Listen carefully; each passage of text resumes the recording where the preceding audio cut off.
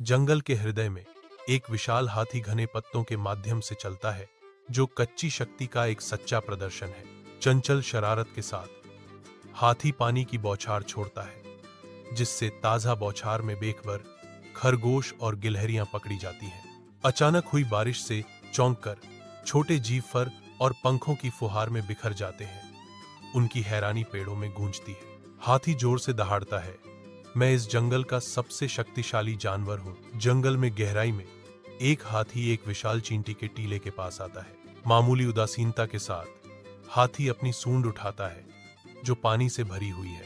एक जानबूझकर बाढ़ नीचे गिरती है। चींटी कॉलोनी को बेतहाशा अव्यवस्था में बिखेर देती है। अराजकता के बीच एक छोटा सा चींटा विद्रोही खड़ा है। उसकी छोटी छोटी आंखें गुस्से से चमक रही हैं। चींटी फुसफुसाती है, युद्ध की घोषणा, मैं उसे सबक सिखाऊंगा। छोटा सा चींटा बिना डरे हाथी को घूरता है। जंगल की रात के हृदय में एक चींटी एक विशाल सोए हुए हाथी की ओर अपनी साहसिक यात्रा शुरू करती है। निडर होकर नन्हा चींटा चुपके से आगे बढ़ता है। उसका गंतव्य हाथी का प्रभावशाली कान है। अटल निश्चय के साथ चींटी दहलीज को पार करती है। हाथी के कान के नहर के अंधेरे गड्ढे में गायब हो जाती है। एक असभ्य जागृति जंगल की शांति को भंग कर देती है, क्योंकि हाथी घुसपैठ से चौंक कर चिल्लाता है, आह, क्या हो रहा है?